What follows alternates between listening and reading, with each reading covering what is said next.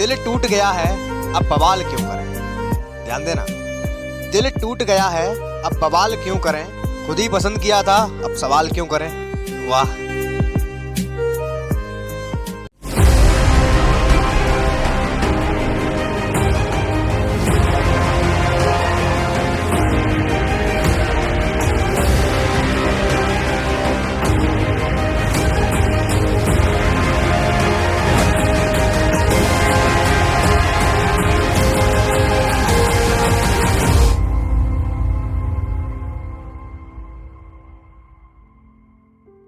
Hello everyone, मैं यशवर्धन तैनगौरिया आपका स्वागत करता हूं आपके फीलिंग वाले चैनल तैनगौरिया कॉन्सेप्ट पर। और भैया आज की इस धमाकेदार वीडियो में आपका बहुत बहुत स्वागत है।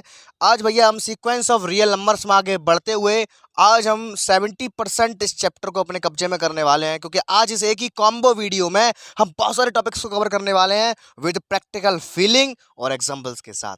तो काय को देर करते हो, फटाफट से जल्दी से एक रफ नोटबुक और एक पेन लेकर के बैठ जाइए।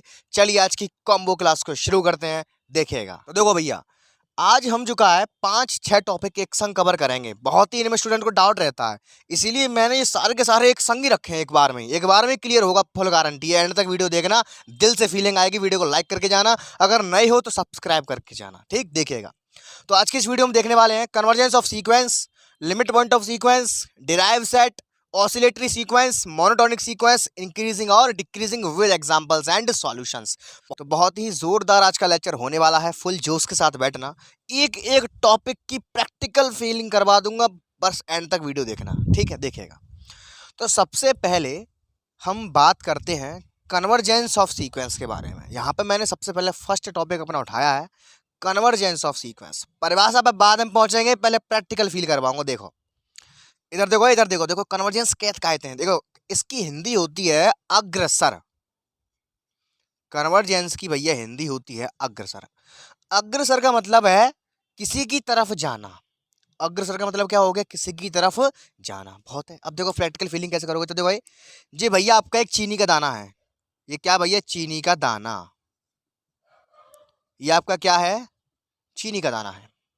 अब तुमने देखा होगा, जब तुम भैया चीनी के दाने को घर में खुला छोड़ देते हो तो भैया चींटी अर्रा पड़ती है उसके ऊपर। जो को सही बात है, उस चीनी के दाने की ओर भैया चींटी अर्रा पड़ती है। जो को हाँ सही बात कह रहा हूं मैं, उस चीनी के दाने पे चींटी चढ़ी पड़ती है। छड़ी पड़ती है कि नहीं पड़ती है, बताओ। तो भैया अगर आपने क्या किया, एक चीनी का दाना लिया, उसको खुला छोड़ दिया और वहां पे आसपास चींटी हो, आपने ऐसी जगह छोड़ा है, तो क्या होगा, अरे क्या होगा, क्या भैया, जितनी भी चींटियां होंगी उस चीनी के दाने पे अर्राएंगी, उसके ऊपर चढ़ेंगी, उसको खाने के लिए चढ़ेंगी।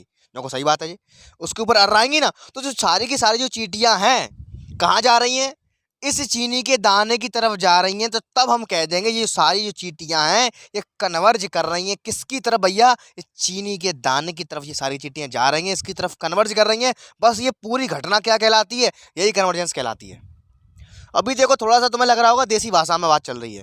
जब इसको मैं सीक्वेंस ऑफ रियल नंबर से अटैच करवाऊंगा, सारे के सारे क्वेश्चन इस कंसेप्ट से निकल के आएंगे, तब बहुत मजा आएगा। बड़ा मजेदार चीज है। अब जैसा समझा रहा हूँ वैसे समझो, पहले बेस बनाओ। देसी भाषा में रियल लाइफ से मैथमेटिक्स को कनेक्ट करवा रहा हूँ। ये भैया कोई चीनी का दाना है, इसके आजू बाजू बहुत सारी चींटियां हैं।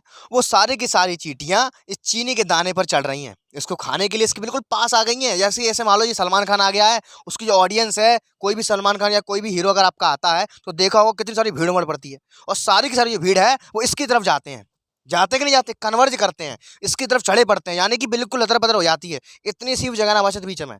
ऐसी चींटी जब किसी चीज के ऊपर लग जाती हैं तो बिल्कुल एक के ऊपर एक के ऊपर एक, इतनी सी भी जगह नहीं रहती है। यानी कि अगर चींटी किसी चीनी के दाने को खा रही है, जितनी भी चींटियां हैं अगर किसी चीनी के दाने को खा रही हैं तो सब की सब चीनी के दाने पर चढ़ पड़ती हैं। यानी कि उस दाने से उन चींटियों की जो दूरी होती है लगभग ना के बराबर होती है। तुमने देखा होगा कभी कभी मिठाई में जब चींटी लग जाती हैं, पूरी मिठाई ढक लेंगी, एक बिल्कुल न कोई जगह छूटेगी नहीं, पूरी मिठाई को ढक लेंगी। चींटियों की जो मिठाई से दूरी होती है वो लगभग ना के बराबर होती है। जो को सही कह रहा हूँ। तो अगर ऐसी घटना घटित हो रही है तो उस केस में कहते हैं जो चींटियां हैं वो चीनी के दाने की ओर कन्वर्ज हैं। पल्ले पड़ी कहानी।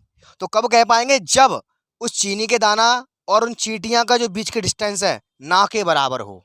अरे जब चींटी किसी चीनी के दाने पर लग जाएगी तो वो चींटी और चीनी के दाने की डिस्टेंस बिल्कुल ना के बराबर होगी, जो कि वहां पर चढ़ी पड़े चींटी। तभी तो कन्वर्ज कहेंगे। तो भैया बहुत सारी चींटी है क्या, वो चीनी के दाने पूरे ढके लेंगी, सबकी सब चीनी के दाने पे अर्रा पड़ेंगी। अरे फीलिंग करो मैं क्या कहना चाह रहा हूँ।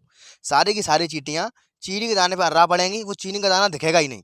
यानी कि उन सारी चींटियों को जो दूरी होगी चीनी के दाने से वो लगभग ना के बराबर होगी। तो ऐसी स्थिति में हम कह देंगे जितनी भी चींटियां हैं वो चीनी के दाने की तरफ कन्वर्ज कर रही हैं। बात खत्म। वो चीज़ें लिखी थी देखो, a sequence F N. F N का मतलब हो गया ये सारी की सारी चींटियां, सीक्वेंस में होते हैं बहुत सारे नंबर्स और बहुत सारी चींटियां। ये sequence F N is said to be converge to a real number. ये सीक्वेंस एफ एन है हमारा, ये किसी भी एक नंबर की तरफ, यानी कि बोलो चींटियां चीनी के दाने की तरफ कन्वर्ज कब कहलाएंगी, converge to a real number भैया। एल, एल हमने मान लिया वो नंबर होगा, यानी कि चीनी का दाना हमने कह दिया एल है। Converge to a real number if भैया कब, for epsilon greater than zero. Epsilon हमने मानी है बिल्कुल छोटी सी डिस्टेंस जो ट्रेंड टू जीरो है, लेकिन जीरो नहीं है, जीरो से नेक बड़ी है, हल्की सी जीरो से नेक बड़ी है, बिल्कुल ऐसा मान लेना 0.00 करके कुछ ना कुछ वैल्यू है। प्रॉपर जीरो नहीं है, हल्की सी नेक डिस्टेंस है, बिल्कुल ना के बराबर। देन भैया तब a positive integer M such that, जो पॉजिटिव इंटीजर एन है वो क्या कहलाएगा, F N minus L less than epsilon. यार इसका मतलब समझ पाए, नहीं समझ पाए, मैं समझाता हूँ। एफ एन क्या हो गया, ये सारी की सारी मैंने कहा कि ये तो देखो ये एफ एन हमने मानी है चींटियां, एफ एन क्या हो गया चींटियां, एल हो गया क्या वो दाना, एल क्या हो गया दाना। तो भैया मैंने कहा कि ये वो चींटियां उस दाने की ओर चढ़ी पड़ेंगी, उस दाने की और चींटियों के बीच की दूरी लगभग ना के बराबर होगी, कुछ नहीं होगी, तभी तो कन्वर्ज कर पाएंगे, तभी तो कन्वर्जेंट कहलाएगा। चीनी के दाने पे जो चींटियां हैं वो चढ़ी पड़ेंगी, उसको खाएंगी, बिल्कुल भी जगह नहीं बचती है, तो तभी तो भैया कहलाएगी वो चींटियां चीनी के दाने पर कन्वर्ज कर रही हैं। तो वो चीज़ें हैं। एफ एन क्या हो गया बहुत सारी चींटियां, एल हो गया वो चीनी का दाना। तो चींटियां और चीनी का दाना डिस्टेंस निकालते हैं इस फॉर्मूले से, कक्षा 8 निकालते हैं कि नहीं निकालते, दो बिंदु के बीच की दूरी, और मोड़ लगा रखा है क्योंकि दूरी कभी ऋणात्मक नहीं होती है। तो मैंने कहा लिखी था देखो एफ एन माइनस एल, यानी कि चींटियां और उस चीनी के दाने के बीच की दूरी लेस देन एप्सिलॉन। देख रहे हो एप्सिलॉन मैंने माना है बहुत छोटी, और जो दूरी आ रही है वो एप्सिलॉन तो कम आ रही है, यानी कि बिल्कुल ना के बराबर दूरी हो, तब हम कहेंगे कि वो चींटियां है का है उस चीनी के दाने की तरफ कन्वर्ज कर रही हैं। बात खत्म। अच्छा चीनी को दाना यहाँ रखो है, चींटी यहाँ डोलेगी लंदन में, तो तुम कहोगे कि कन्वर्ज कर रही है, नहीं कन्वर्ज कर रही है। अरे भैया चीनी को दाना बहुत दूर है, कन्वर्ज कब कहोगे, जब बिल्कुल बिल्कुल पास हो। इतनी बात समझ में आती है। फिर मैं लिखा हुआ यहाँ पे N is greater than M का क्या मतलब है, देखो एम का मतलब हो गया वो सारी चींटियां जो चीनी के दाने की तरफ कन्वर्ज नहीं कर रही हैं, एन है यहाँ पे वो सारी चींटियां जो चीनी के दाने की तरफ कन्वर्ज कर रही हैं। तो यानी कि उस चींटी जो चीनी का दाना है वहां उसकी ओर कन्वर्ज करने वाली चींटियों की संख्या ना कन्वर्ज करने वाली चींटियों की संख्या के बराबर भी हो सकती है और उससे ज़्यादा भी हो सकती है। ठीक है, हमेशा ज़्यादा ही होगी। तो पल्ले पड़ी कहानी। तो आई होप स्टूडेंट्स मैंने बखूबी कोशिश की आपको कन्वर्जेंस का मतलब प्रैक्टिकली समझाने की, अदरवाइज आप बुक में किसी भी डेफिनेशन को रटोगे तो कहीं लिखा हुआ है, ऐसा नहीं है, मेरी खुद की अजम्पशन है, ये बहुत ही अच्छा एग्जाम्पल है और ये हर जगह फिट बैठता है। तो आई होप आपको पल्ले पड़ चुका है कि अगर चींटियां जो है क्या वो चीनी के दाने की ओर कन्वर्ज तभी कहलाएंगी जब उस चीनी का दाना और चींटी के बीच की दूरी लगभग ना के बराबर हो। अगर चीनी का दाना यहाँ रखा है और चींटियां डोल लेंगे लंदन में तो हम भैया उसको कन्वर्ज नहीं कहेंगे। अच्छा अब क्वेश्चन कैसे सॉल्व होगा, क्वेश्चन सॉल्व करने के लिए यहाँ पे मैंने एक बहुत अच्छी चीज़ लिखी हुई है। वो बहुत अच्छी चीज़ क्या है कि भैया हम किसी क्वेश्चन को या उन चींटियों को उस चीनी के दाने की तरफ कन्वर्ज जब ही कह पाएंगे जब बॉन्डेड हो और यूनिक लिमिट पॉइंट हो।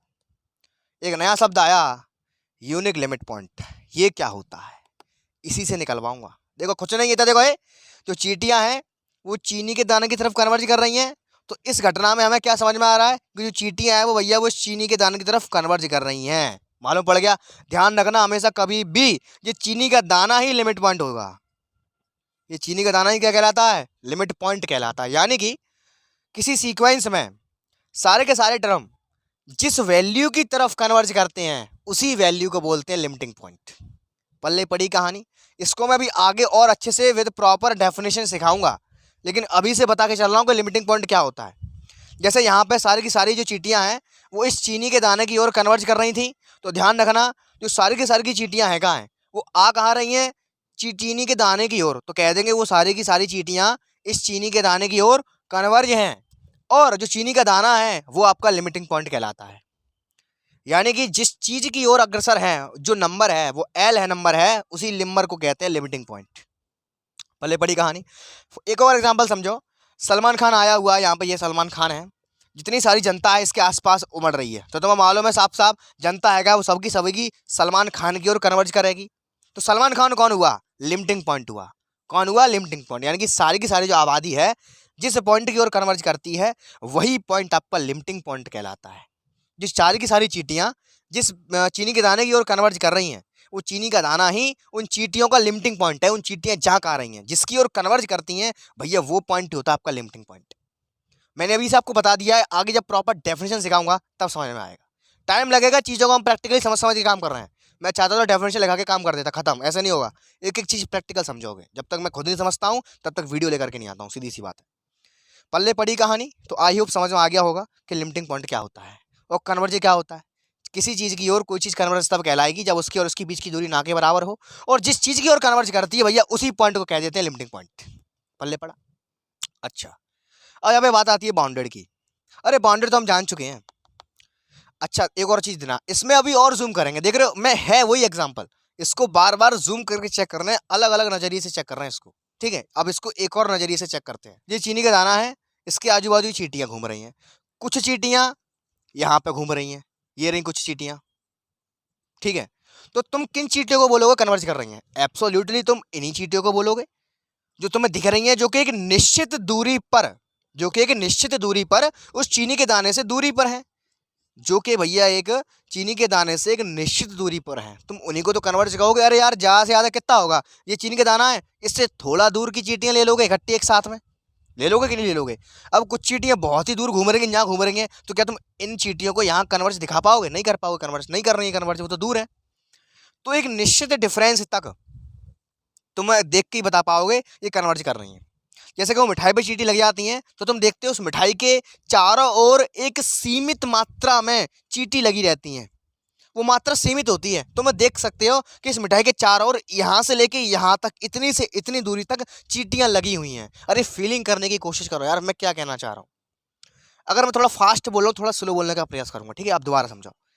तुम देखते हो यार, जब किसी मिठाई पर जब चींटी लग जाती है, तो तुम देख सकते हो कि जो मिठाई है उससे कुछ निश्चित दूरी तक सारी की सारी चींटियां उस मिठाई के चारों ओर एक निश्चित दूरी में रहती हैं, बाउंडेड रहती हैं।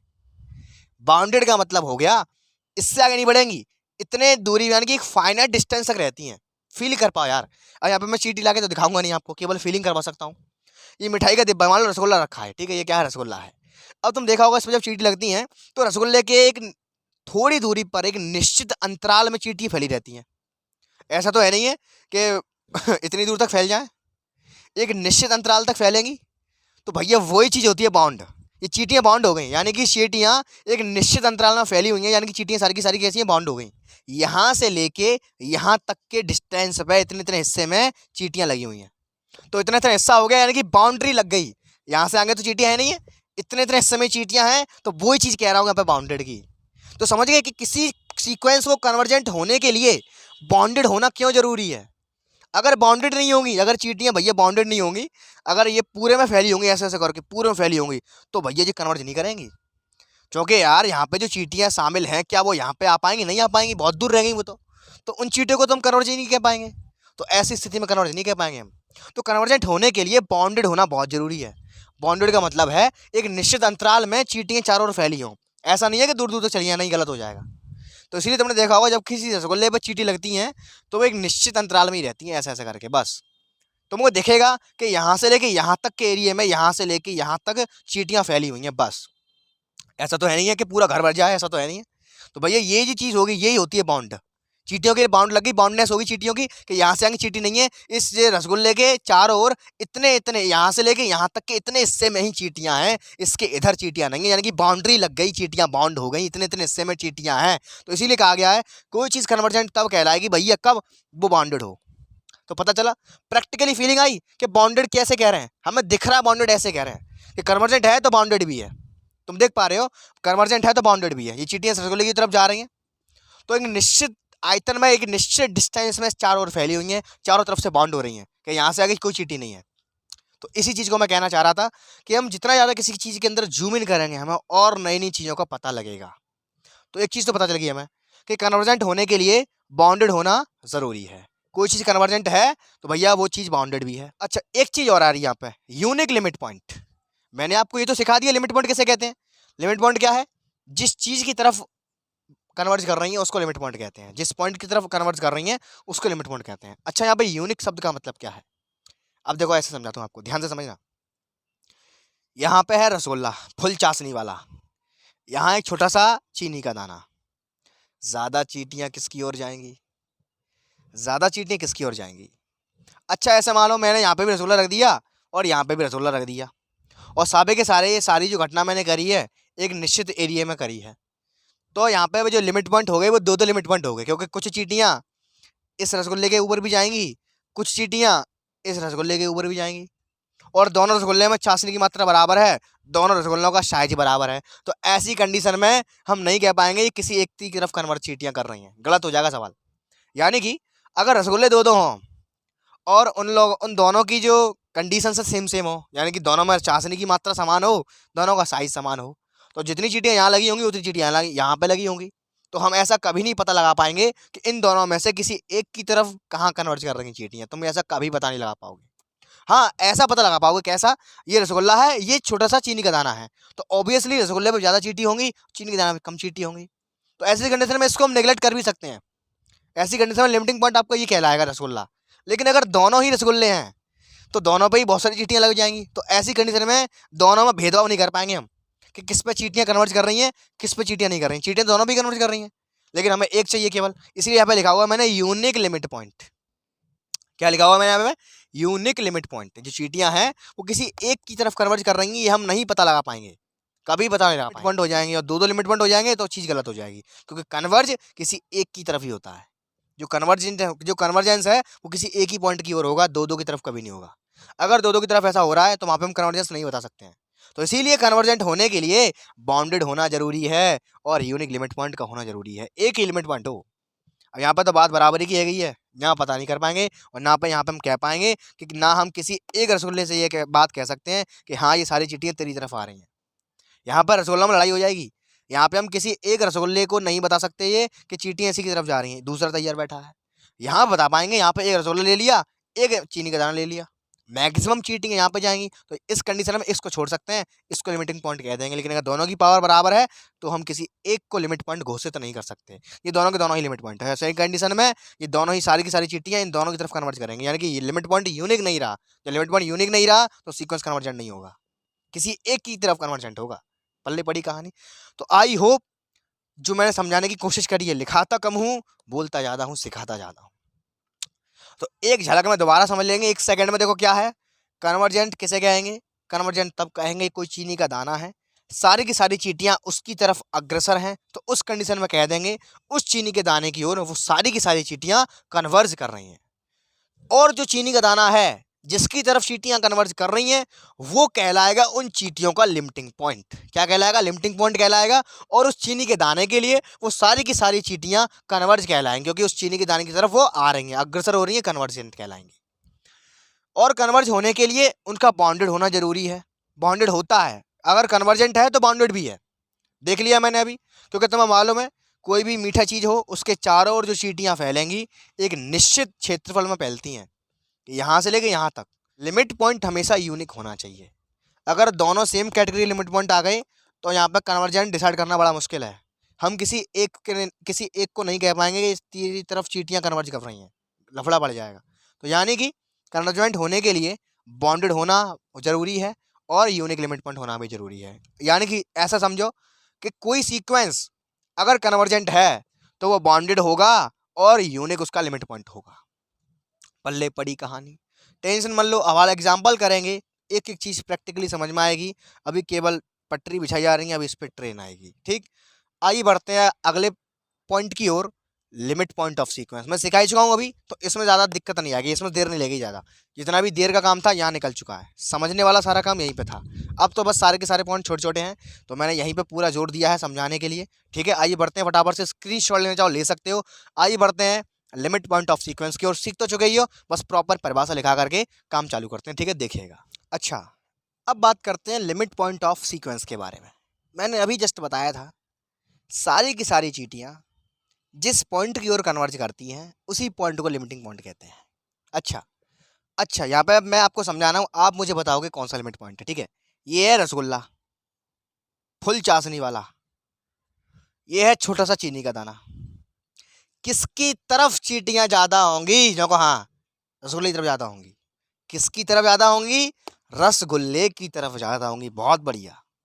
अरे यार, ये तो प्रैक्टिकली चीज है, लाइफ में आए दिन होती रहती है। रसगुल्ले की तरफ चींटियां ज्यादा होंगी, चीनी के दाने की तरफ चींटियां कम होंगी। तो ऐसी कंडीशन में मैंने कहा था ना, जिसका ज्यादा पल्ला भारी होगा वही कर्रा तगड़ा होगा। तो ऐसी कंडीशन में मैंने बताया था कौन होगा limit point? Rasgulla limit point होगा। वही चीजें लिखी है यार, इधर देखो।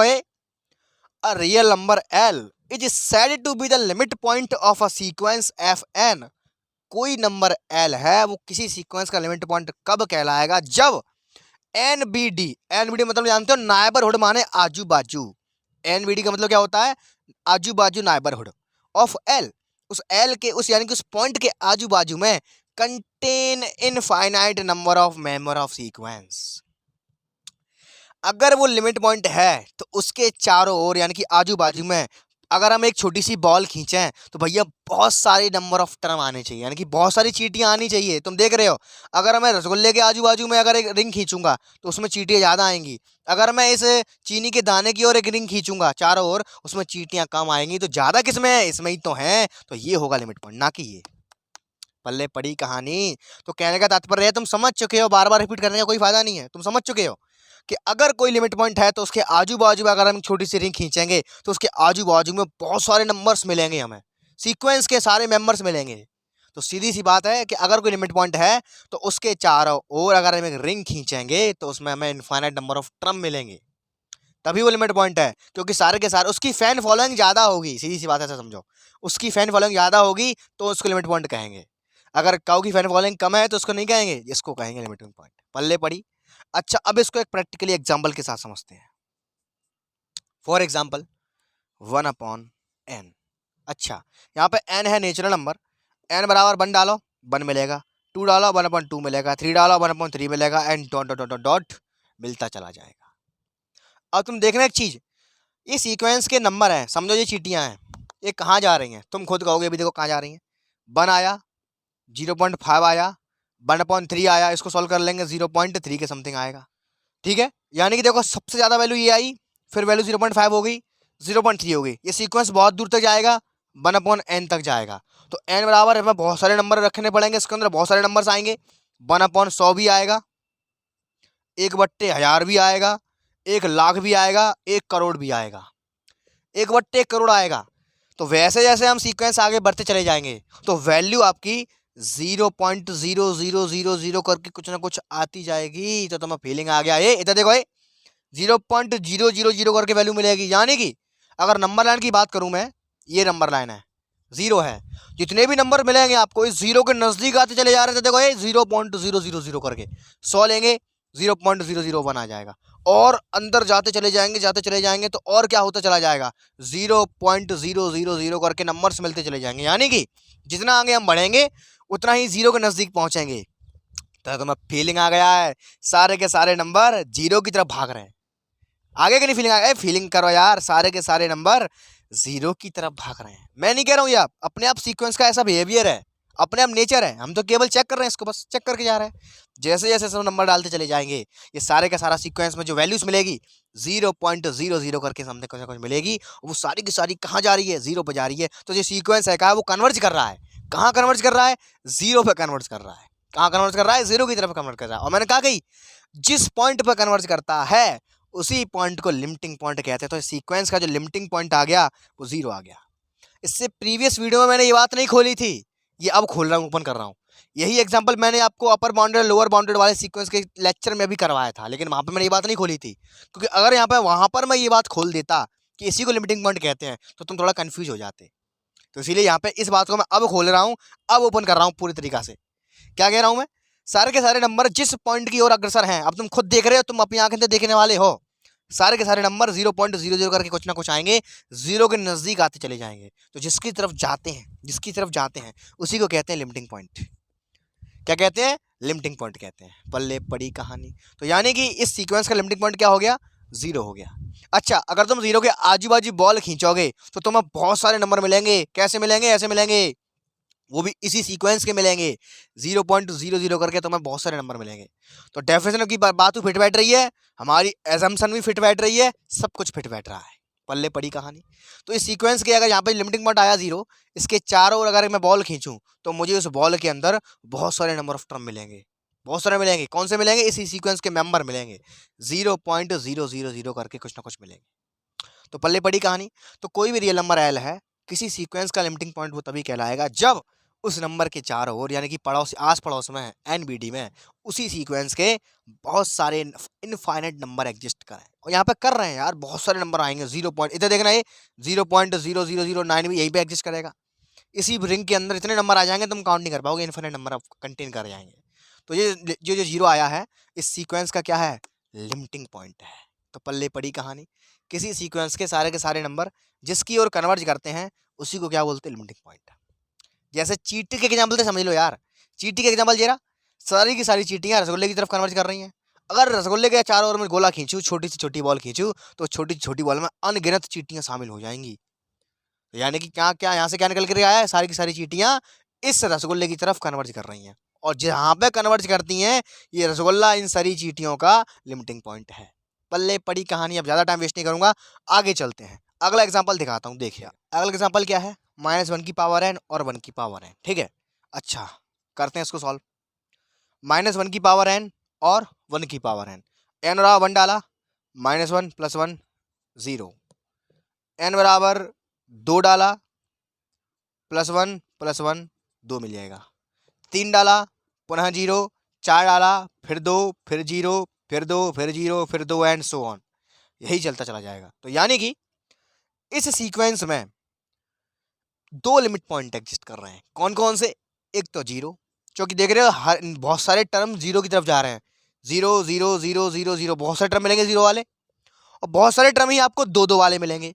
तो बे कंडीशन है कि कौन सी भाई? न्यू रसगुल्ला और न्यू रसगुल्ला। तो ऐसी कंडीशन में सीक्वेंस के 2 2 लिमिटिंग पॉइंट हो गए। अगर यहाँ पे कन्वर्ज की बात करता तो सीक्वेंस ये कन्वर्जेंट नहीं थी, नहीं होगी। क्यों? क्योंकि भैया 2 2 रसगुल्ले हो गए यहाँ पे। एक तो 0 हो गया हमारा, एक हमारा 2 हो गया। यानी कि सीक्वेंस के टर्म, इसमें जितने टर्म 0 की तरफ जा रहे हैं, मैक्सिमम से मैक्सिमम उतने ही टर्म 2 की तरफ जा रहे हैं। तो सीक्वेंस के लिमिट पॉइंट कितने हो गए? 2 हो गए। लेकिन अगर कन्वर्ज की और बात करता, हमसे आगे क्वेश्चन करवाऊंगा मैं, तो सीक्वेंस आपका कन्वर्ज नहीं होगा, क्योंकि मैंने क्या कहा था?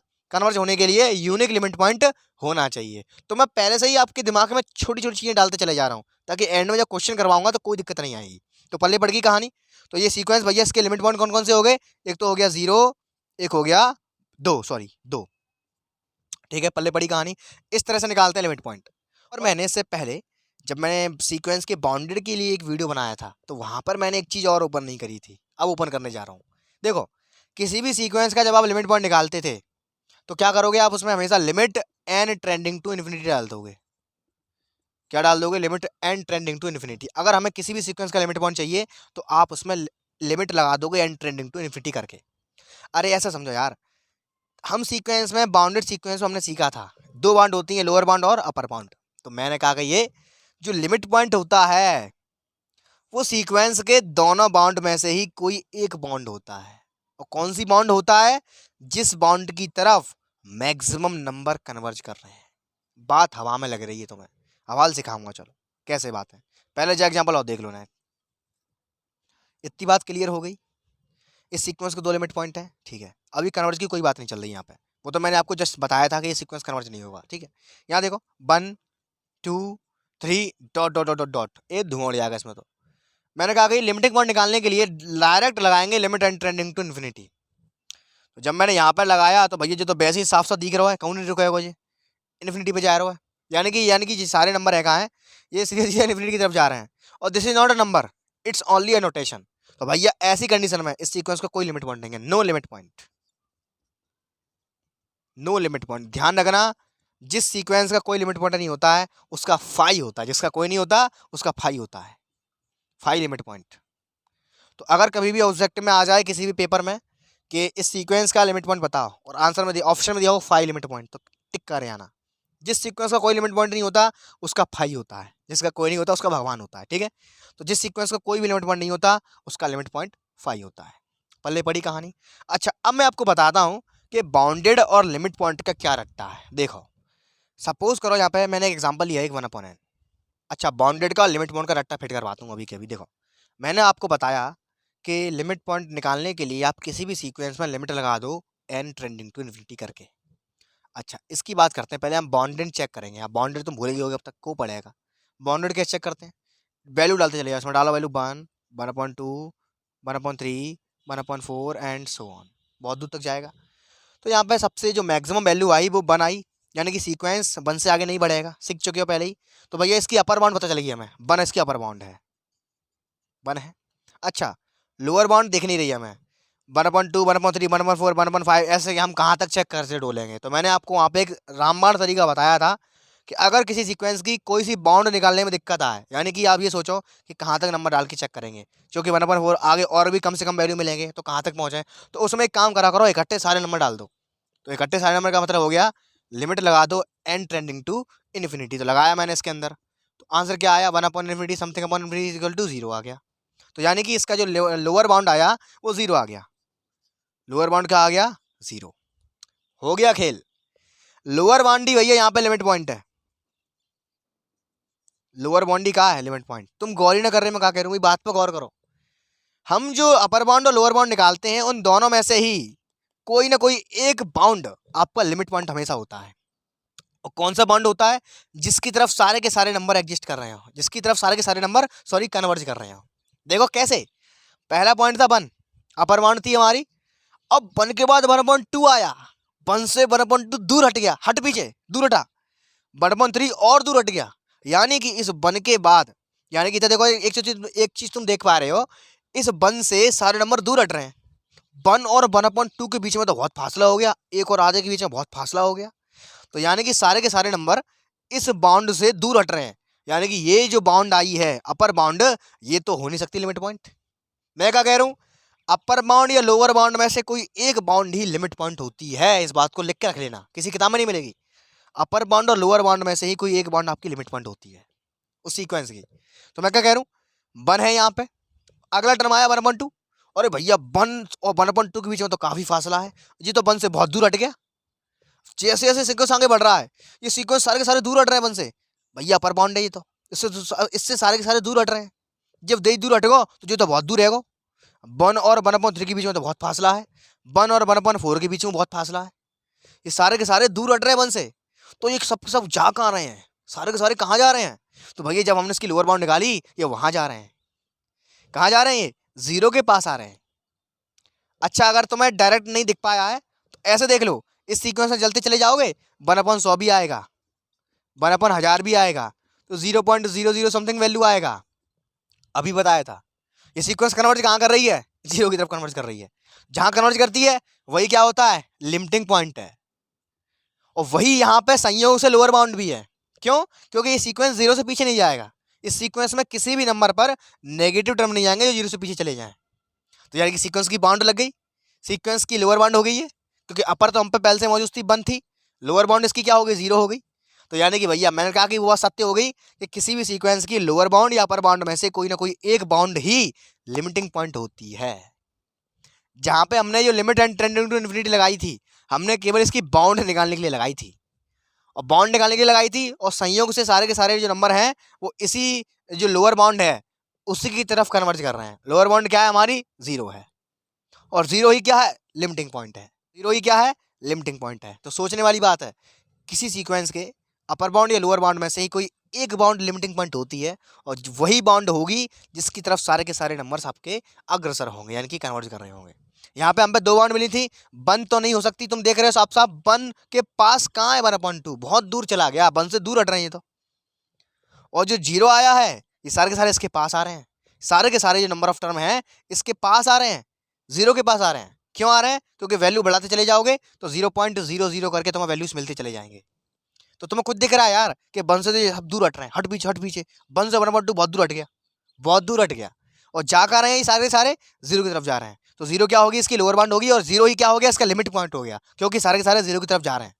तो अपर बाउंड या लोअर बाउंड में से ही कोई ना कोई एक लिमिट पॉइंट होता है, वही होता है जिसकी तरफ सारे के सारे नंबर आपके, मैक्सिमम नंबर आपके कन्वर्ज करते हैं। तो आई होप लिमिटिंग पॉइंट और बाउंडेड का जो कनेक्शन है आपस में समझ पाए होगे। काय को टेंशन लेते हो, क्वेश्चन समझेंगे और करेंगे, मजा आएगा। आइए बढ़ते हैं फटाफट से ड्राइव सेट की ओर, फिर ऑसिलेटरी सीक्वेंस, फिर मोनोटोनिक सीक्वेंस की ओर देखिएगा। देखो भैया, अगला है drive set. Set of all limit points is called drive set. खत्म कहानी। किसी भी सीक्वेंस के जितने भी लिमिट पॉइंट बन रहे हैं उन सभी को एक सेट के अंदर डाल दो भैया, वही कहलाता है ड्राइव सेट। खत्म कहानी। -1 की पावर n है, इसका लिमिटिंग पॉइंट निकालते हैं। चलो निकालो। इसमें जरूरत नहीं पड़ेगी limit N tending to infinity लगाने की, क्योंकि देखो जब जरूरत पड़े, जब तुम देखो कि हम कहाँ तक चेक कर पाएंगे, तभी तुम्हें limit N tending to infinity लगाना है, अदरवाइज नहीं लगाना है। देखो 1 डालोगे -1 मिलेगा, 2 डालोगे +1 मिलेगा, -1 +1 -1 +1, कहानी चलती चली जाएगी। तो तुम्हें दिख गया साफ साफ कि इस सीक्वेंस के दो लिमिट पॉइंट हैं। कौन कौन से? एक तो -1, एक कौन? +1, क्योंकि -1 -1 बहुत सारे मिल रहे हैं और +1 बहुत सारे मिल रहे हैं। जैसे इसमें था अभी दो रसगुल्ले एक ही कैटेगरी के मिल गए। तो इस सीक्वेंस के दो लिमिटिंग पॉइंट है, तो इसका जो ड्राइव सेट बनेगा वो क्या बनेगा? ड्राइव ऑफ, इसको ए कह दे रहे हैं, क्या बनेगा बोलो? एक तो +1 है, एक -1 है। खत्म कहानी। ये हो गया ड्राइव सेट।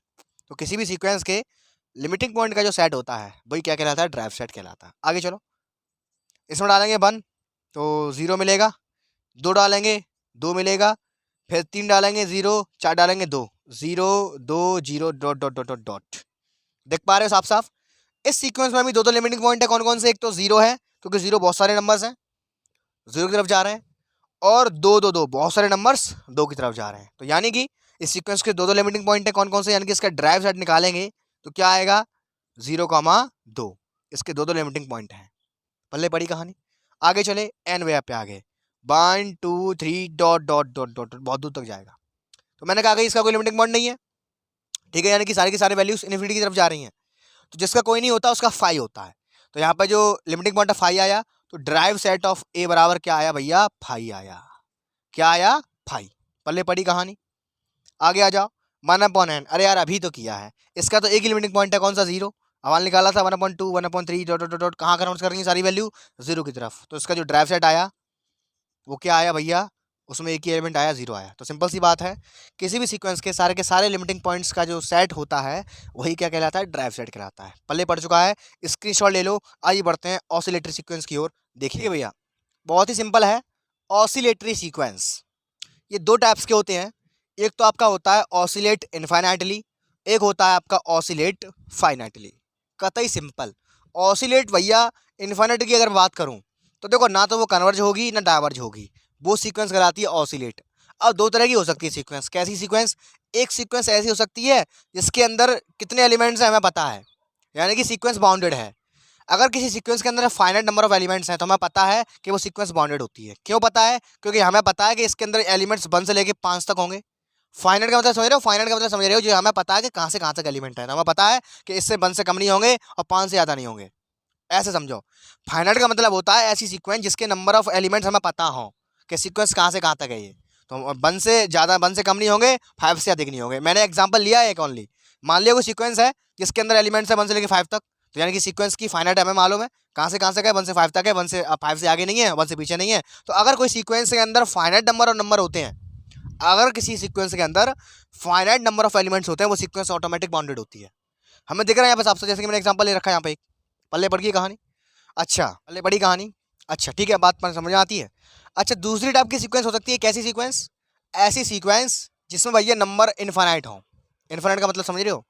बहुत सारे नंबर हो हमें, यानी कि वो बाउंडेड ना हो। अगर किसी सीक्वेंस के अंदर इनफाइनाइट नंबर होंगे तो बाउंडेड होगी ही नहीं, क्योंकि हमें पता ही नहीं होगा कहाँ से शुरुआत हो रही है, कहाँ पे खत्म हो रहा है। इन्फिनिटी है, नहीं पता हमें। तो पल्ले पड़ी कहानी। तो दो टाइप की होती हैं। तो पहली कौन सी है? A sequence F n is said to be oscillate infinitely. कोई सीक्वेंस है, हम उसको ऑसिलेट इनफाइनाइटली सीक्वेंस कब कहेंगे? तब कहेंगे जब कहेंगे वो बाउंडेड ना हो। दूसरी चीज, ना तो वो डाइवर्जेंट हो ना वो कन्वर्जेंट हो। अच्छा, एग्जाम्पल की तरफ से समझते। देखिए एग्जाम्पल है -1 की power n into N. N बराबर डालो 1 तो क्या मिलेगा? -1। एन बराबर डालो 2 तो तुम्हें मिलेगा 2। एन बराबर डालो 3, तो तुम्हें मिलेगा -3। एन बराबर डालो 4 तो तुम्हें मिलेगा +4। एन डॉट डॉट डॉट, ये है। अच्छा, सबसे बड़ी चीज़ तो हमने देख ली, इस सीक्वेंस के अंदर नंबर ऑफ टर्म इनफाइनाइट है। देख रहा साहब, इधर देखो, एक गौर से समझते नहीं हो। इसके अंदर नंबर ऑफ टर्म कैसे हैं, इनफाइनाइट है, यानी कि सीक्वेंस बाउंडेड नहीं है। तुम चेक भी कर पाओगे, इसकी तुम्हें ना तो मैक्सिमम वैल्यू मिलेगी, कहाँ पर जाके रुकेगी ये, ना तुम्हें इसकी मिनिमम वैल्यू मिलेगी। कोशिश करोगे -1, इससे कम -3, आगे चलते जाओगे और माइनस की वैल्यू मिलेगी, यानी कि माइनस इन्फिनिटी इसकी लोअर बाउंड मिलेगी और प्लस इन्फिनिटी इसकी अपर बाउंड मिलेगी। गलत है, ये infinity is not a number, it's only notation.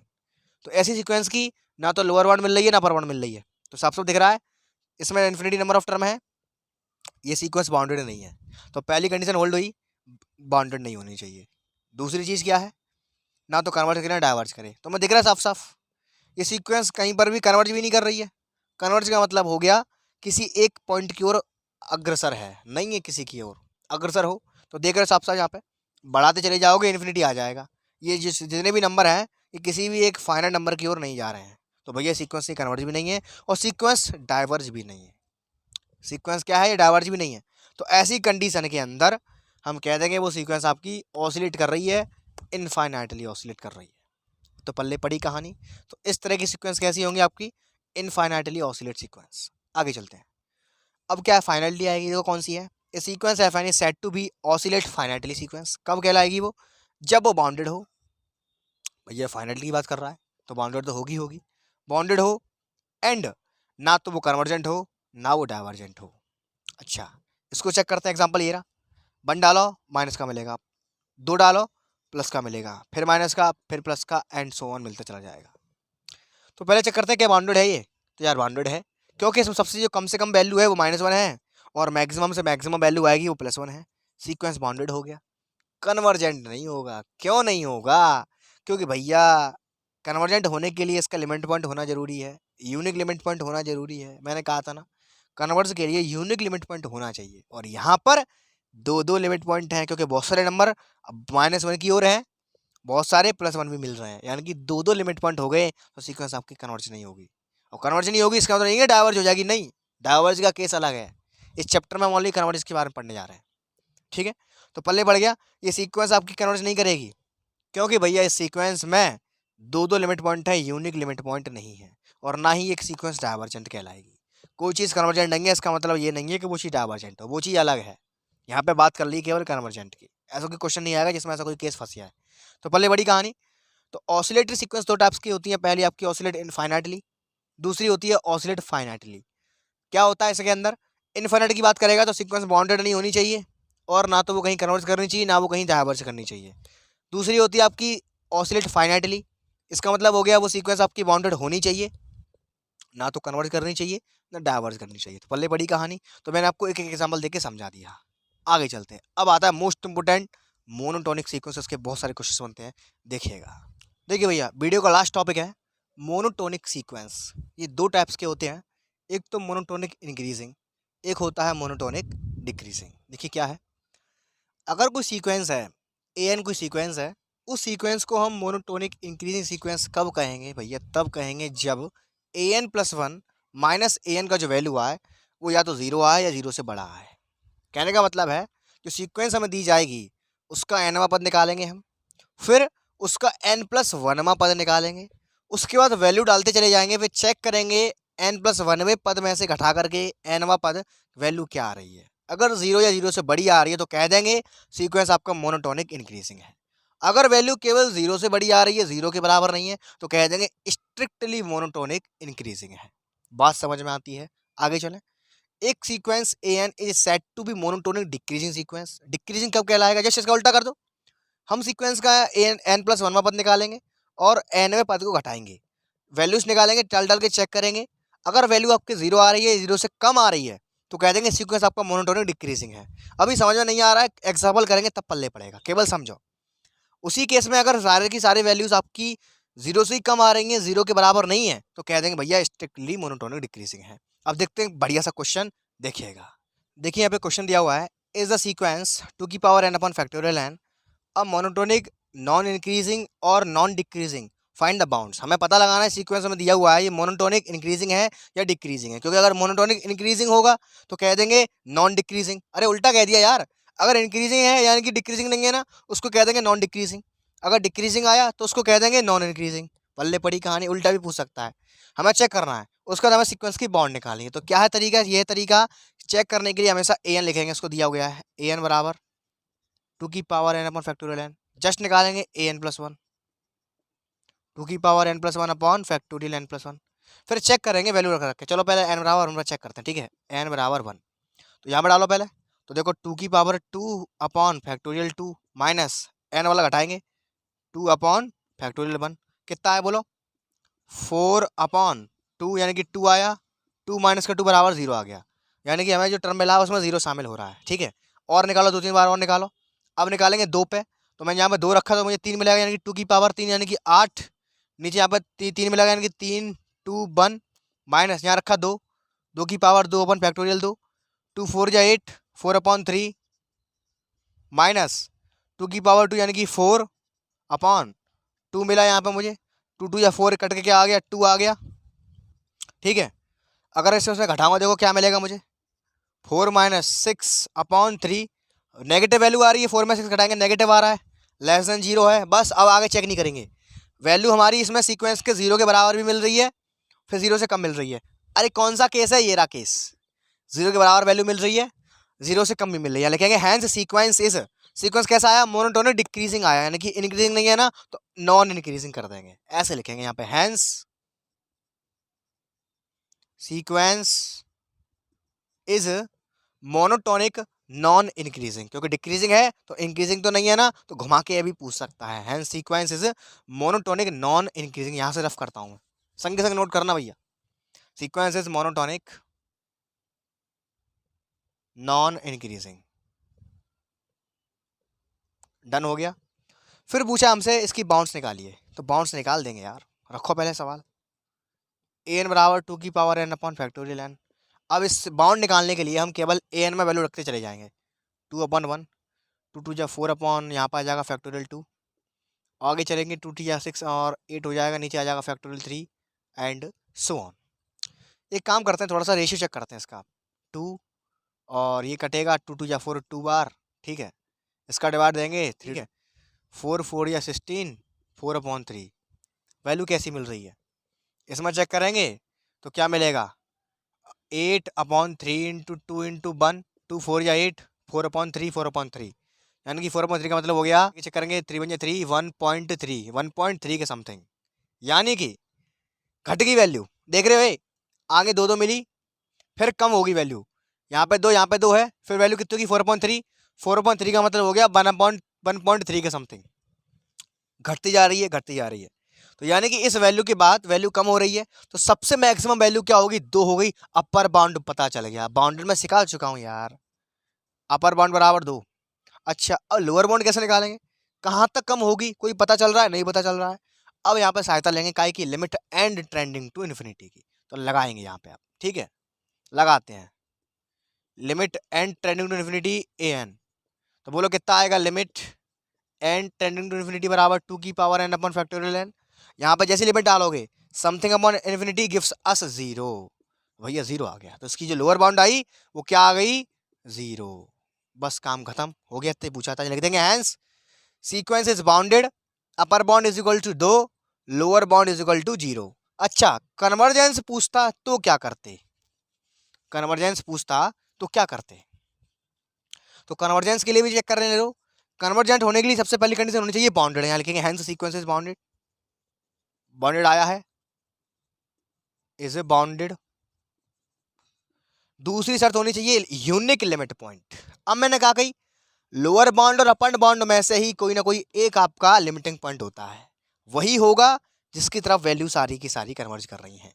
तो तुम्हें दिख चुका है 2 और 1 मैक्सिमम वैल्यू 2 थी, अपर बाउंड थी हमारी ये, अगला वैल्यू जो मिलता चला गया वो 1 मिला, यानी कि वैल्यू उससे दूर हट रही है, तो सिंपल सी बात है इसमें लिमिटिंग पॉइंट हमारा 2 तो होगा नहीं, क्योंकि वैल्यू इससे कम ही हो रही है, इसके पास तो बढ़ रही है, इसके नज़दीक तो नहीं आ रही ना, इससे कम ही होती जा रही है, और जा कहाँ रही है अभी हमने निकाला है भैया, यहाँ पर जा रही है, तो इसका जो लिमिटिंग पॉइंट होगा वो आपका लोअर बाउंड हो जाएगा, यहाँ पर लिखेंगे लिमिटिंग पॉइंट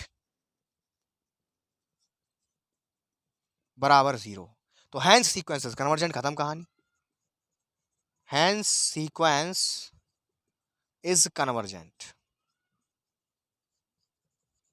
तो पल्ले पड़ी कहानी, थोड़ा थोड़ा चेक करना है बस, इन दोनों बाउंड में से ही कोई एक बाउंड आपकी लिमिटिंग पॉइंट होती है, वही बाउंड होती है जिसकी तरफ सारे के सारे नंबर कन्वर्ज करते हैं। दिख रहा होगा साफ साफ, इस मैक्सिमम बाउंड की तरफ कोई नंबर नहीं जा रहा है, ये अकेला है। सारे के सारे नंबर इसकी तरफ नहीं आ रहे थे। देखो ये 2 मिला, फिर 1.3 मिला, यानी कि 2 से बहुत कम हो गया, फासला बढ़ गया, यानी कि एक बात निश्चित होगी, इसके पास नहीं है ये। कहाँ जा रहे हैं सारे के सारे? हमने निकाला अभी लिमिट पॉइंट लगा करके, क्योंकि यानी कि limit N tending to infinity रख करके कहाँ तक चेक करेंगे। मैंने आपको सीधा सीधा फंडा बताया हुआ है। मैंने आपसे ये भी कहा था कि लिमिट पॉइंट निकालने के लिए लिमिट लगा दो इन्फिनिटी लगा करके, तो वही काम कैसे भी कर लो, कान ऐसे पकड़ लो चाहे ऐसे पकड़ लो, पहुंचोगे वहीं पे। लोअर बाउंड निकल आई 0, लेकिन इससे फायदा रहता है, इससे लोअर बाउंड मिल जाती है और लिमिटिंग पॉइंट मिल जाता है। तो भैया सीक्वेंस इज कन्वर्जेंट। आइए क्वेश्चन को और देखते हैं, फिर वीडियो को फिनिश करते हैं, देखिएगा। ठीक है भैया, अगला सवाल बहुत ही मजेदार है, इसमें थोड़ा सोचना पड़ेगा। Discuss the convergence and the boundedness of the sequence. अगर डिस्कस कह दे तो कन्वर्जेंस निकाल दो, बाउंड्रीनेस निकाल दो, संग संग यही बता दो कि मोनोटोनिक कौन सा है ये। चलो चेक करते हैं, पहले मोनोटोनिक के लिए चेक करते हैं। फॉर मोनोटोनिक कायदे से कराऊंगा बिल्कुल। ये क्वेश्चन मेरे ख्याल से थोड़ा सा कायदे से नहीं हो पाया था, लेकिन उसका कायदा वही था, इसका कायदा ये है। ऐसे करना आपको हर एक क्वेश्चन। एक लास्ट क्वेश्चन है, उसका बाद आपको घर से करने के लिए दूंगा, वो आपको एकदम कायदे से करना है इसी तरीके से। फॉर मोनोटोनिक an बराबर 3 की power n upon factorial n an plus 1 बराबर 3 की power n plus 1 upon factorial n plus 1। ठीक है, अब चेक करते हैं, 1 पे चेक करते हैं। तो 1 पे हो जाएगा 3 की पावर 2 अपॉन नीचे आ जाएगा फैक्टोरियल 2 माइनस 3 आ जाएगा, यानी कि 9/2 माइनस का 3। वैल्यू कैसी मिलेगी आपको? पॉजिटिव मिलेगी, पॉजिटिव वैल्यू मिलेगी। ठीक है, 3 2 या 6, 9 में 6 क्या 3.2 के समथिंग मिलेगी, पॉजिटिव वैल्यू है। अच्छा, और आगे चलें, 2 पे निकालें, 2 रखा मैंने, यहाँ पर मुझे मिलेगा 3, यानी कि 27 हो जाएगा 3 का क्यूब। यहाँ मिलेगा नीचे कितना, 2 और 1 3, 3 × 2 × 1 माइनस यहाँ रखेंगे 2, यहाँ तो 2 ही रहेगा, यानी कि 9 नीचे आ जाएगा 2। घटाओ, ये घटेगा 3 9 27, 9/2 माइनस 2। ओ नो, इसमें 0 भी इंक्लूड हो गया, इसमें 0 भी आ गया। अभी गलती मत कर देना कि ग्रेटर देन 0 है और 0 है तो कह देंगे ये मोनोटोनिकली इंक्रीजिंग है, गलत हो जाएगा। अभी और चेक करना पड़ेगा भैया, सीक्वेंस दिखता कुछ है होता कुछ है। अच्छा, अब हम इसमें तीसरे और डाल के चेक करते हैं। ठीक है, 3 डाल के चेक करता हूँ। जैसे यहाँ 3 डालूंगा 4 हो जाएगा, माइनस 3 की पावर 3 अपॉन फैक्टोरियल 3। अच्छा, 3 की पावर 4 का मतलब हो गया 27 गुणा 3, नीचे 4 गुणा 3 गुणा 2 गुणा 1, माइनस का 27 अपॉन 3 × 2 × 1, 3 से 3 कैंसिल हो गया, 27/4 2 या 8 माइनस का 27/3 2 या 6। ठीक है, अच्छा इसको काट के सॉल्व कर लो, 3 × 27 9/2 आ गया, 27 × 1 27। ठीक है, माइनस का 2 4 या 8 और 9 चौक 36। लो कहानी पलट गई, देख रहे हो, 27 माइनस 36, वैल्यू नेगेटिव आ गई।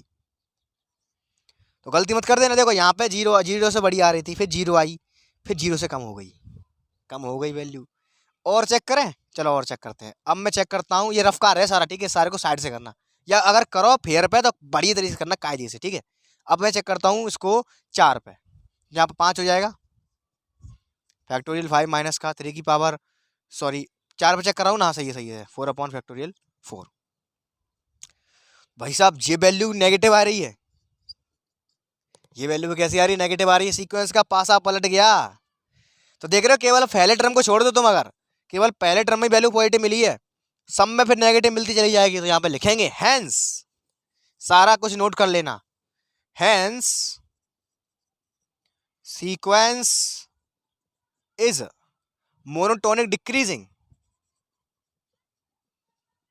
तुम कहोगे इंक्रीजिंग क्यों नहीं कह रहा हूं, क्योंकि इंक्रीजिंग केवल एक ही टर्म दिखा रहा है, सारे के सारे टर्म डिक्रीजिंग दिखा रहे हैं। जिसका पल्ला ज्यादा भारी हो, जिसकी ऑडियंस ज्यादा, उसकी चलेगी। तो डिक्रीजिंग की ज्यादा चल रही है ऑडियंस, तो डिक्रीजिंग कह देंगे यहाँ पे, hence sequence is monotonic decreasing.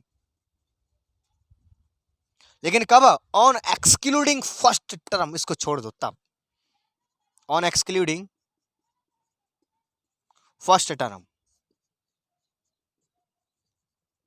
First term को छोड़ने पर सारी की सारी सीक्वेंस है भैया हमारी मोनोटोनिक डिक्रीजिंग है। पल्ले पड़ी कहानी भैया, इसकी चल नहीं रही है क्योंकि अकेला पड़ गया। अगर और भी टर्म मिलते 0 से बड़े तो कह देते इंक्रीजिंग है, लेकिन बहुत सारे नंबर मिल रहे हैं 0 से कम पे, इसलिए इसकी नहीं चलेगी, इसको छोड़ देंगे, ये चलेगा। अब पूछिए बाउंड्रीनेस और कन्वर्जेंस। चलो बाउंड निकालते हैं इसकी। अब तो बाउंड के लिए केवल ये भाग लेगा, 3 की power n upon factorial n, 1 रखेंगे, j मिलेगा, और कॉमा लगाओ, 2 रखेंगे 9 मिलेगा। और आगे चले 3 रखेंगे 27/3 इंटू 2 इंटू 1 यानी कि 3 3 या 9, 9/2 फिर से मिल गया। और आगे चले, अब रखा है यहाँ पे 3 तो नहीं, 2 3 तो रख चुके हैं, 2 रख चुके हैं, 3 रख चुके हैं, 4 रखेंगे आप 3 की पावर 4 यानी कि इसको लिख सकते हैं कितना 27 × 3। नीचे आ जाओ 4 3 2 1, 3 से 3 कैंसिल हो गया 27/8। बस बहुत है इतना ही। अब चेक करते हैं, ये 3 मिला है, इसको चेक करो, समथिंग वैल्यू आएगी आपकी 4.5 के समथिंग, ये भी 4.5 के समथिंग। अच्छा ये चेक करें 8 3 या 24, गिर गया, पासा पलट गया। मैक्सिमम वैल्यू 4, पहले आई कम फिर ज़्यादा फिर कम होने लगी। तो एक टर्म और निकाल के चेक करो, अभी इसका बिहेवियर ढंग से पता नहीं चला। जितने टर्म निकाल के चेक कर लोगे उतना ही क्लियर आंसर आएगा। और आगे बढ़ते हैं। अच्छा 5 पे चेक करते हैं, 27 × 3 × 3 5 4 3 2, इससे ये कैंसिल आउट हो गया। 23 × 3 7 या 21 की 1 कैरी 2, 6 3 दूनी 6, और वैल्यू डाउन होती चली जा रही है। तो देख रहे हो इतना, देखो इसकी जो मैक्सिमम वैल्यू आनी थी वो 4.5 ही है। इसके बाद किसी भी पॉइंट पर मिनिमम वैल्यू आएगी लेकिन मैक्सिमम नहीं आएगी। अब तो मैं दिख रहा है साफ साफ, हमने इसका बिहेवियर चेक कर लिया, हर एक पॉइंट पर इसकी वैल्यू अब इससे कमी आएगी। तो एक चीज पता चल गई, इसकी मैक्सिमम वैल्यू यानी कि अपर बाउंड इसकी 4.5 है। ऐसे चेक करना पड़ता है भैया, अपर बाउंड बराबर 4.5। अच्छा लोअर बाउंड कितनी है? अब लोअर बाउंड लफड़ा पड़ रहा है, क्योंकि देख रहे हो यहाँ पर 3 आई है, जाओ तो कम 3.3 है, सॉरी 3.3 आई है, जाओ तो कम 3 है, फिर जाओ तो कम फिर 1.1 के समथिंग आ रही है। तो कहाँ तक चेक करोगे? अब भैया जहाँ लफड़ा पड़ा है चेक करने में, कहाँ तक वैल्यू डालेंगे, वहाँ पे एक युक्ति बताई थी मैंने, limit N trending to infinity डाल दो, limit N trending to infinity an। ठीक है, ध्यान रखना ये सारा काम जो कर रहे हैं ना, सारा का सारा बाउंड के लिए कर रहे हैं। लिख लेना यहाँ पे फॉर बाउंडेशन, जैसे यहाँ पे हेडिंग डाली थी ना, हेडिंग फॉर मोनोटोनिक के लिए, वैसे ही सारे काम करने से पहले लिख लेना फॉर बाउंडेड। ठीक, देखिए आगे an में लिमिट लगाएंगे हम, तो limit N trending to infinity an कहाँ है, 3 की power n upon factorial n। अरे यार अभी ऐसा केस बन गया, something upon infinity gives us 0, तो इसकी जो लोअर बाउंड आई वो 0 आई, 0 आई। तो यानी कि सीक्वेंस बाउंडेड है। हमने बाउंडनेस चेक कर ली, अपर बाउंड निकाल ली, लोअर बाउंड निकाल ली। अब एक लास्ट रह गया है कन्वर्जेंस, देखते ही आंसर निकाल दोगे। अब कर रहा हूँ यहाँ से, ठीक है, संग संग नोट करना, या वीडियो को पीछे लेके देख लेना। अब बात करते हैं कन्वर्जेंस के बारे में।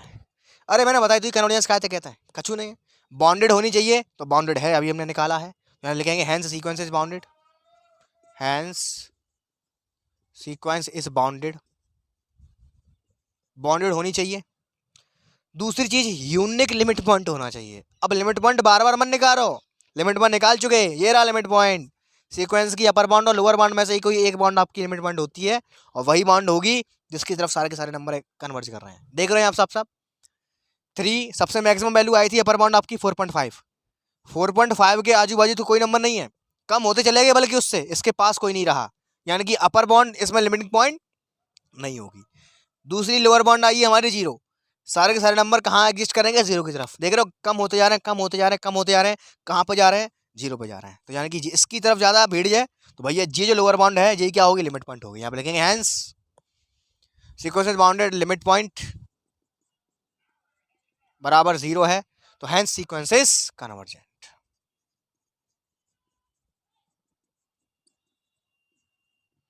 बस, तो इसी के साथ जो हम टॉपिक लेके इस वीडियो को आए थे, पांचों के पांचों टॉपिक संपन्न हो चुके हैं।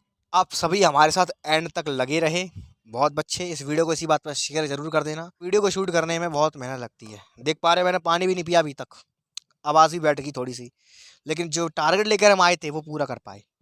तो इसी के साथ आज की वीडियो को यहाँ पे फिनिश करते हैं।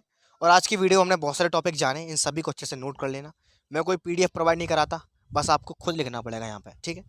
तो इसी के साथ अगर वीडियो मज़ा आया तो एक लाइक ज़रूर कर देना, नए हो तो सब्सक्राइब करो। अगर कोई डाउट आए तो नीचे व्हाट्सएप ग्रुप का लिंक दिया हुआ, वहाँ पे जाके आप मुझको मैसेज कर सकते हो, ठीक है। इसी के साथ मैं यशवर्धन तनकोरिया लेता हूँ आपसे विदा, मिलते हैं किसी नेक्स्ट वीडियो में ज़ोरदार टॉपिक के साथ। तब तक के लिए सी यू टुमारो के बाय, टेक केयर।